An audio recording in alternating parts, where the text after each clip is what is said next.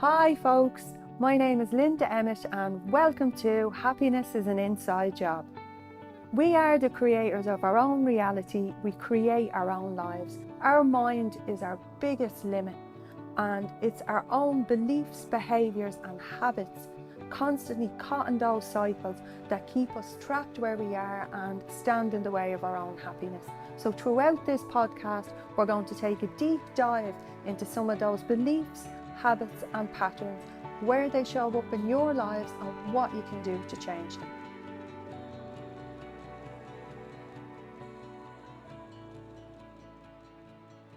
On this week's podcast, we're going to look at self-abandonment. And I this one makes me laugh a bit because none of my clients or even, people that I'm talking to like to hear that word self-abandonment because, people kind of look and go, what?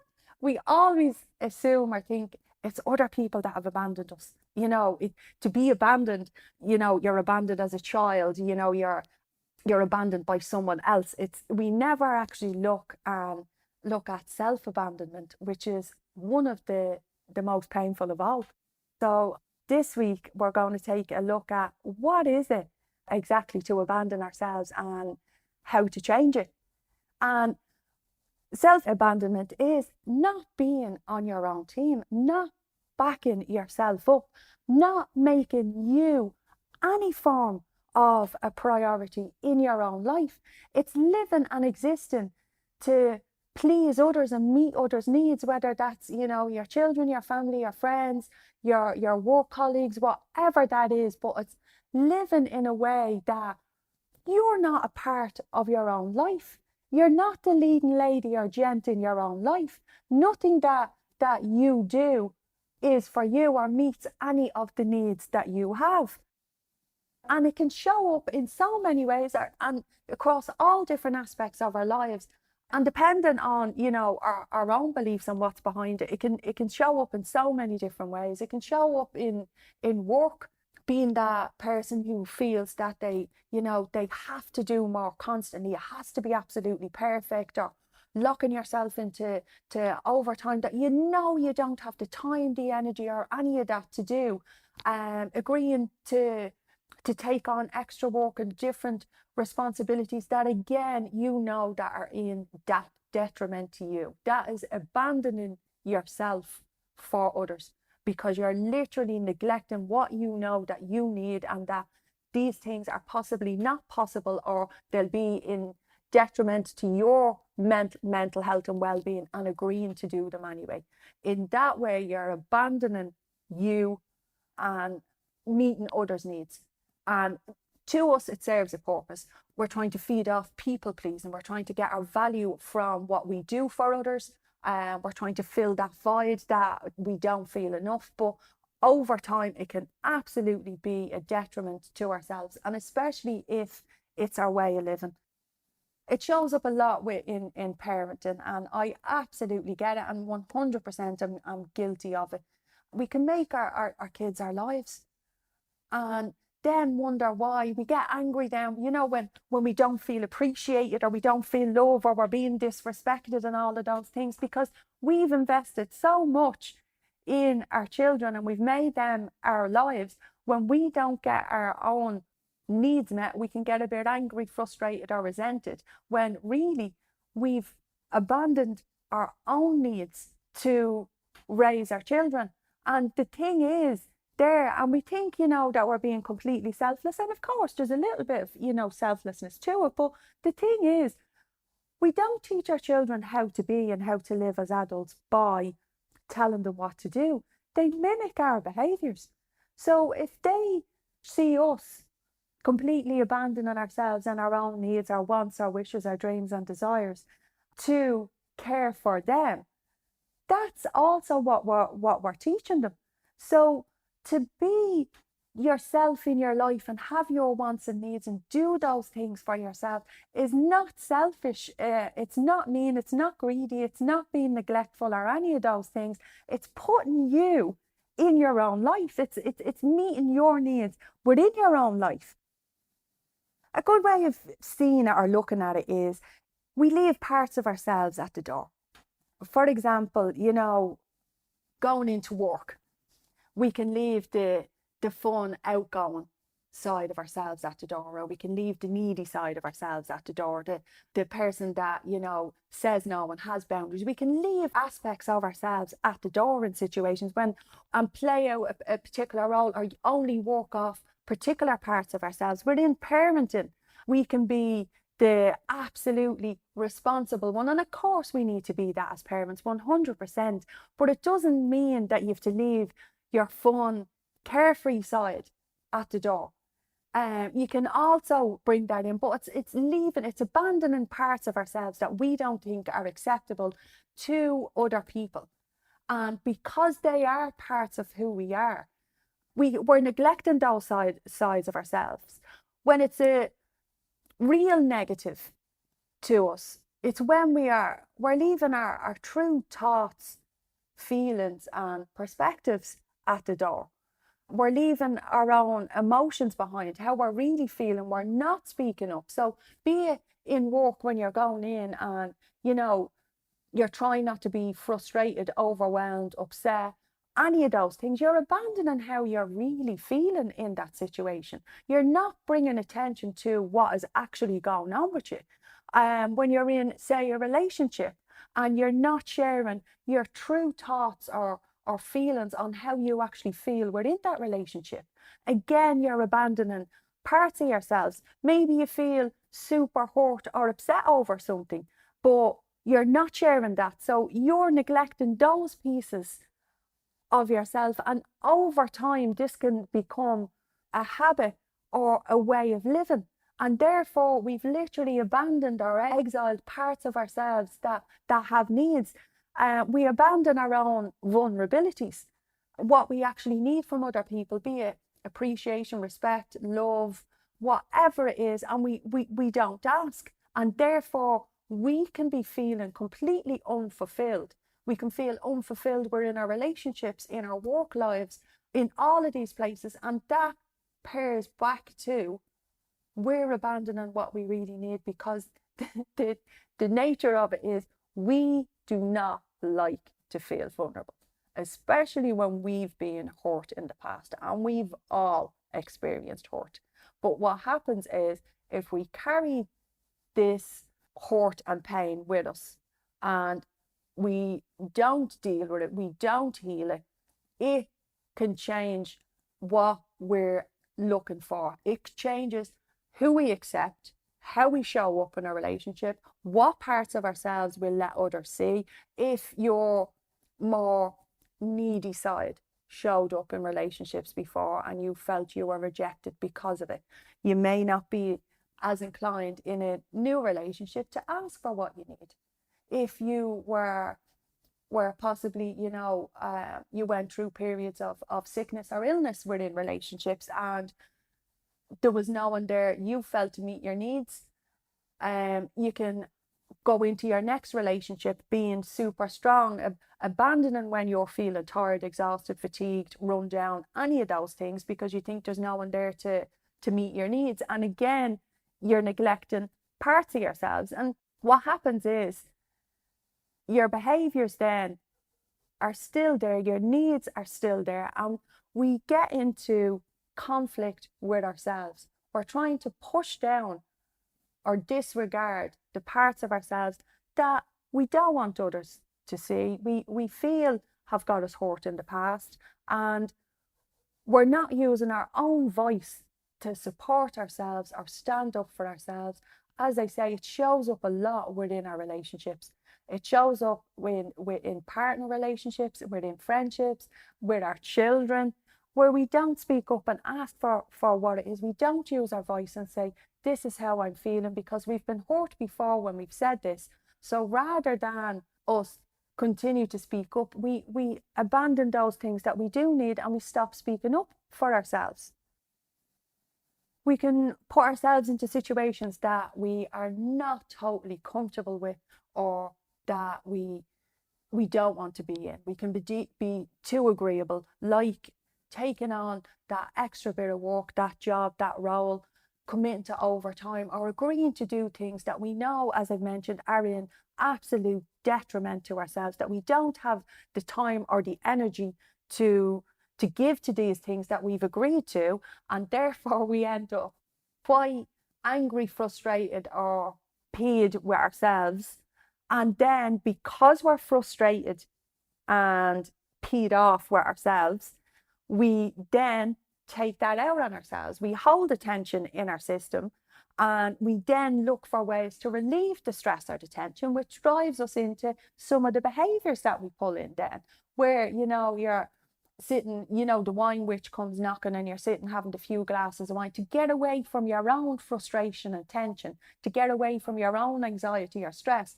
You might be, you're binge eating, or you're doing behaviors, and then you pull in these behaviors, these become part of the habits, and then you're more angry at yourself and more peed off at yourself because you're doing all of these things on top of how you were originally feeling.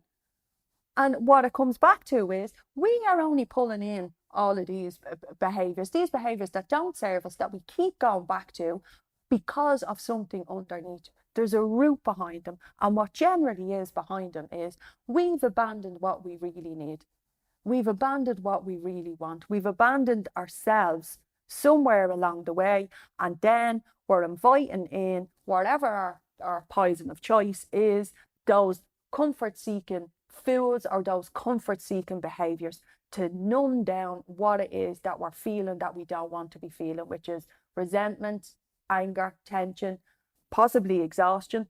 And we're using these foods to try and get away from those feelings. And then we're looking at our lives going, life feels a bit more like a chore or a hamster wheel, a relentless to-do list of doing so many things that underneath it all, there's a number of them that we don't want to be doing.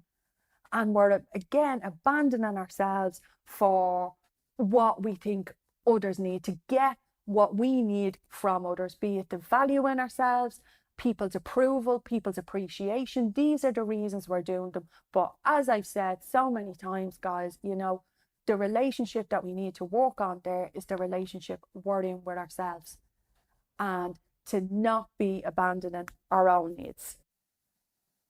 One way we all abandon ourselves at some point along the line is we do what I call chameleon up. We try and turn or change ourselves into what we think others want to see or they want us to be. This shows up a lot, actually. I see it with clients in the workspace, and business owners and things like that, as I say, people I work with. And overall, I think it actually shows up for quite a lot of us. I know it certainly showed up for me at points in starting up my business and in different aspects of my life, where we constantly feel like, our education, our credentials, our knowledge aren't enough. We believe we need more of them to be accepted. We believe we need the next course, the next credential, the next learning to be accepted by other people. When it's never about them. That is about you knowing and you believing you're enough. And that's where that lies. I was for years quite the course junkie, always believing that I needed one more course to do one more thing.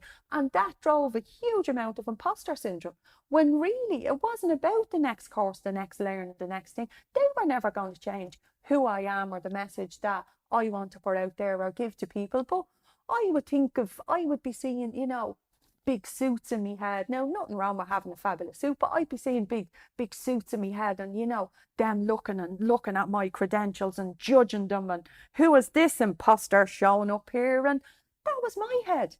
That was me thinking I wasn't good enough to be in those spaces. I needed more credentials and education. And I see that a lot with people, as I say, with clients, with business owners, with friends of mine in general.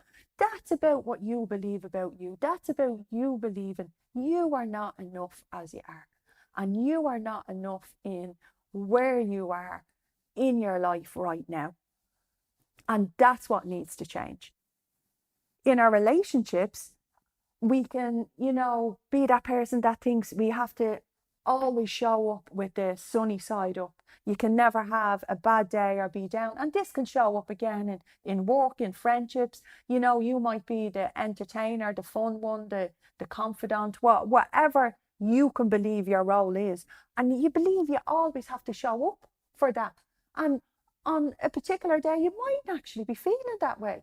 And you might have things that, you know, maybe you want to share where you're not feeling that fun, but you abandon that part of yourself and show up as I say, sunny side up. And some of this, you know, it can come, and it's just saying that word there to these guys, the sunny side up. I remember growing up in school, and there was a particular song that we used to sing in class, and it was keep your sunny side up, up, hide the side that gets blue, do.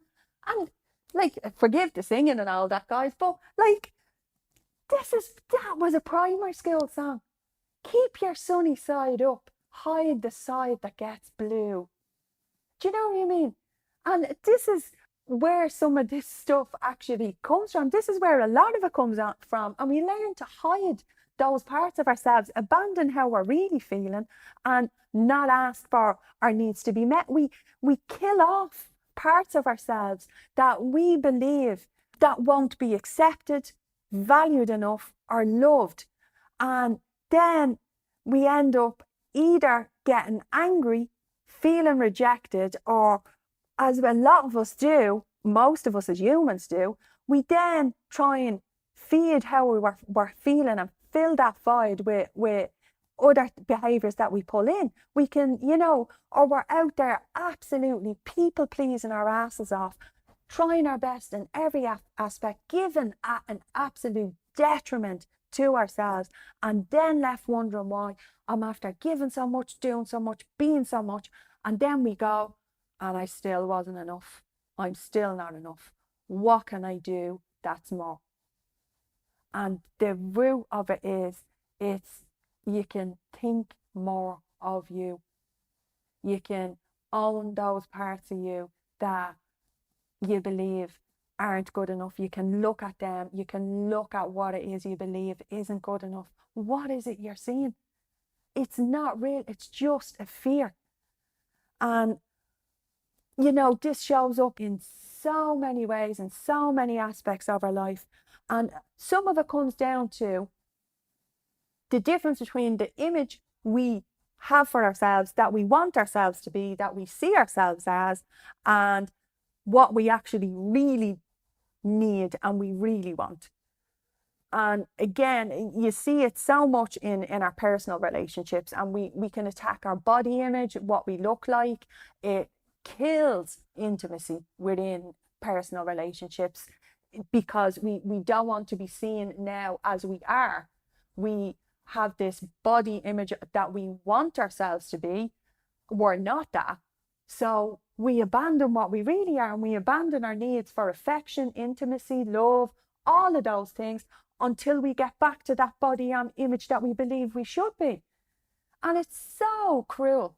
And we can spend years in those spaces, treating ourselves extremely badly, not allowing ourselves to have affection, love, intimacy, sex, all of those things, until we meet that approved level we've said we need to be at, that body image that we want, that look we want.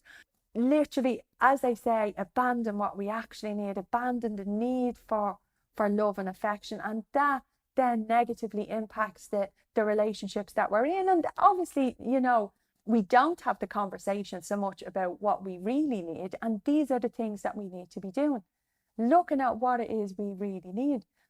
Yes, from other people, but more importantly from ourselves. What aspect do we think is not good enough?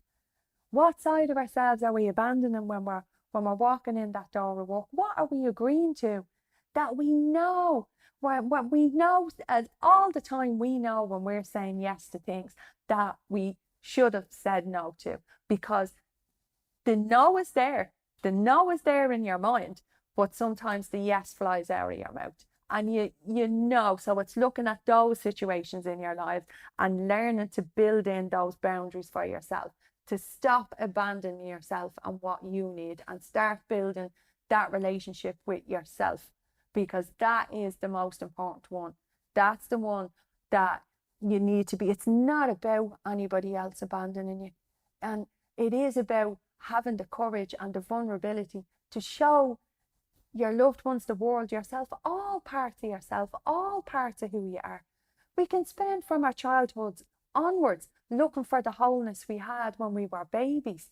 But that comes with owning all parts of yourself, owning what you deem weaknesses, owning the parts that you don't like. I've, shared versions of myself where I've had, as I say, different things, self-harm, bulimia, different things like that.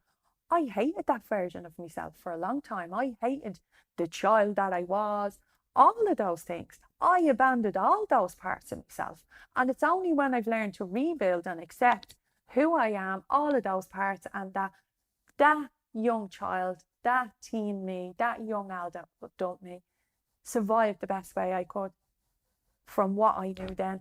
And it's accepting that and looking at that with love and compassion and kindness, and the love and compassion and kindness that you would so readily give to someone else. It's giving that to yourself and forgiving yourselves for things that you thought you would have showed up better or stronger or more courageous or wherever in the past.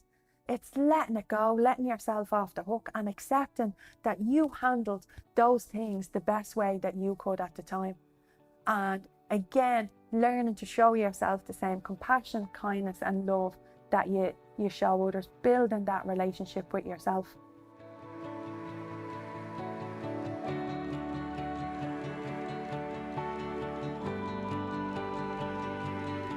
So that's it for me for this week, guys. I hope you really enjoyed it and got some fabulous takeaways. And as always, I invite you to connect in with me across social media, or check me out on my website, www.yourgifttoyou.com, or email me, linda@yourgifttoyou.com, guys, because I'd love to hear from you and any topics you'd like for us to talk about, or any more learnings that you want. And please remember, give me those reviews, because it keeps the podcast getting out there to more people. So chat to you very soon, guys. Bye bye.